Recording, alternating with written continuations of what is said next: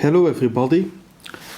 Today a look at a wonderful classic knife made by Moki. I already discussed two Moki's knife in one of my very earliest videos. So I'm about to open this. I will first give you a tiny bit of background which I think will make this more interesting. So you can already see I'm talking about a limited model, by the way. It's MK-01K. And notice also the kind of old-fashioned box that it comes with. In fact, yes, what you will soon see is kind of a remake of one of their classic models. So before I open the box, you see here on my iPad I have opened the Moki website, Moki of Japan. So it's a company from G.E.C city, and you can see since 1907. So they are more than 100 years old, and the founder's name was Moki Sakurai, Sakurai being the family name. Currently it's still a family operation with somewhere between 20 and 30 employees, I believe, still being led by grandchildren of Mr. Moki Sakurai. And already in the beginning, you see that since 1907, the company was very well known for its extremely high quality. So having a Moki knife was, at least initially in Japan, seen as something of a really good taste and extremely good quality. And indeed, these days, while maybe you don't have Moki knives, and I will briefly show you one of the two that I've already discussed. It's this one. It's a knife of the year special knife. There were 300 made of this one, no 200 I notice.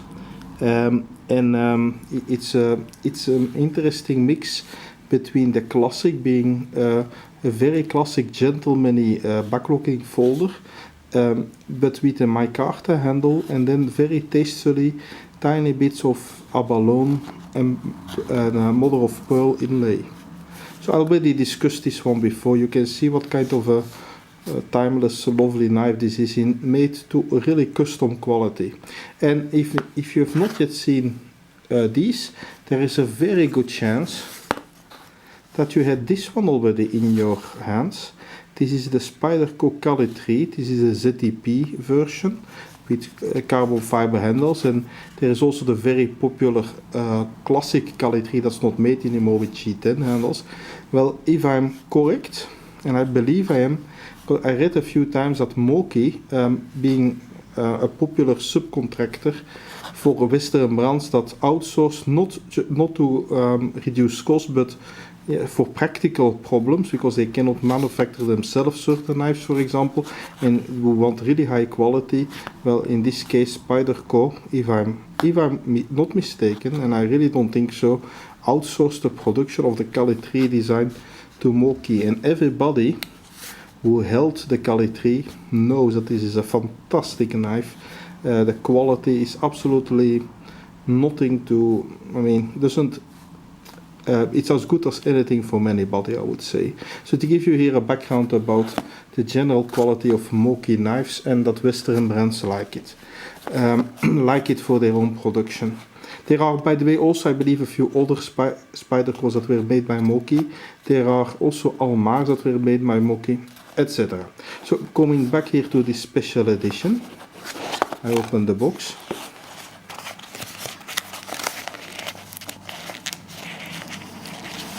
The knife is in here. There is a tiny sheet in Japanese that is absolutely ununderstandable for me, but is probably the usual stuff. And also a very tasteful small leather sheet. It's really not to be put on a belt, but to keep it in your pocket, so that you don't damage the nice knife with, for example, making scratches with your car keys.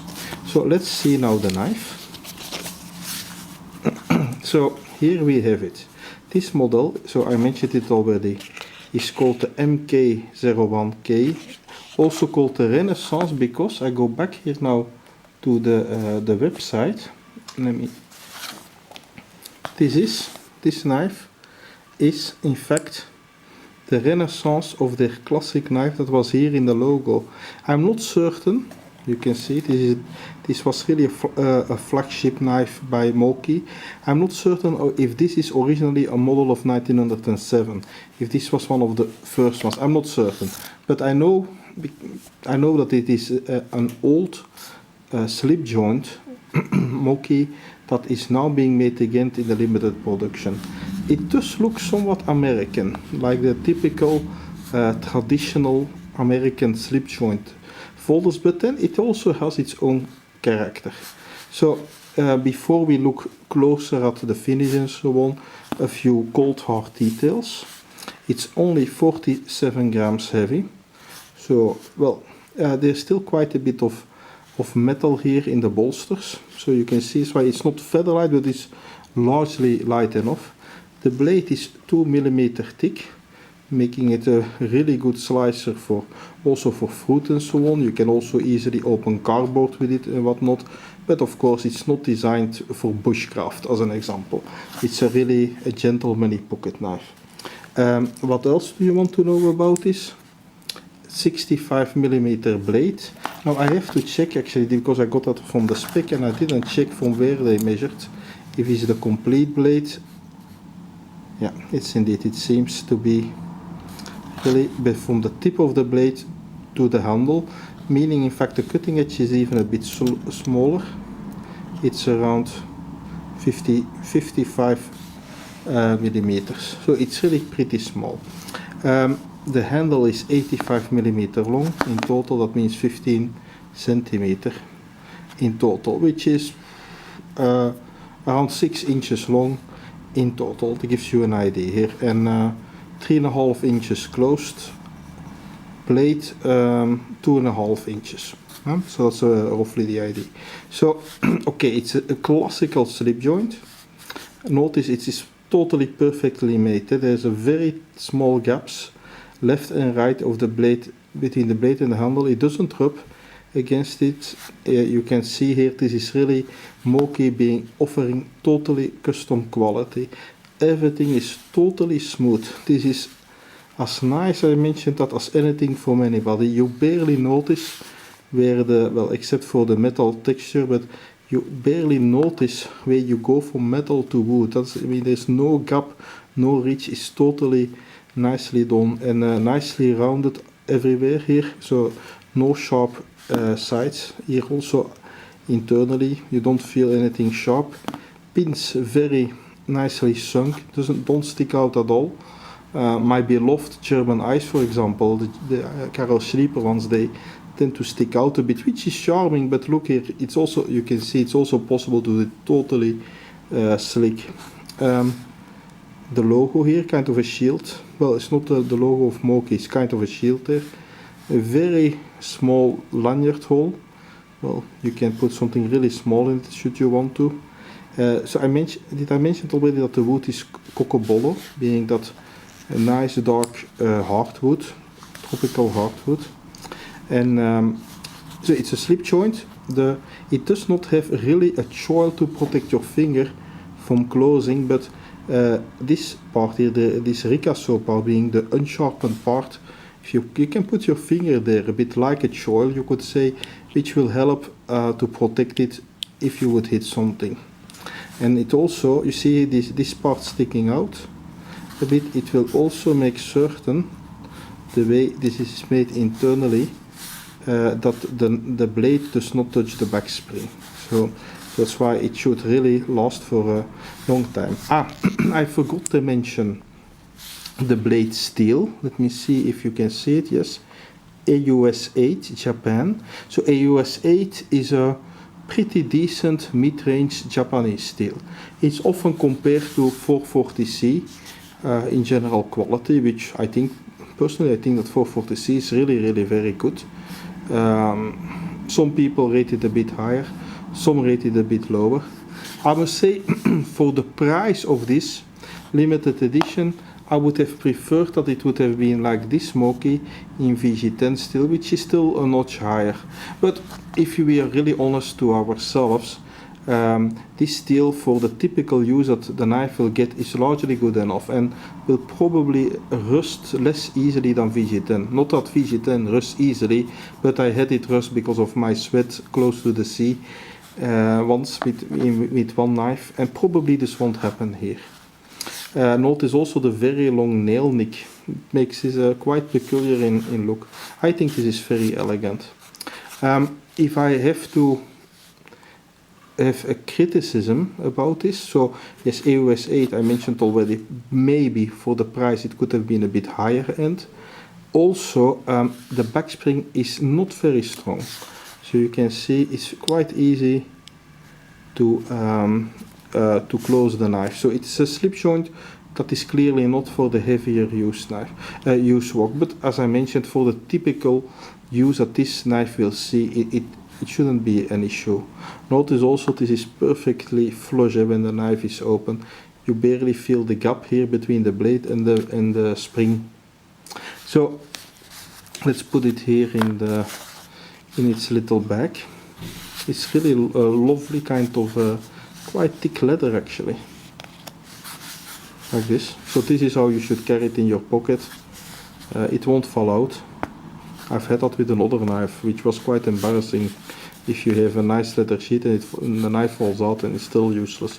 Now this won't fall out and it will protect the knife. And it also shows, should you live in a country where they really look down on knives, being that you are suspected of using it very tactically, which is not allowed for carrying in many countries, then they can really see, yes, this is just a gentlemanly tool.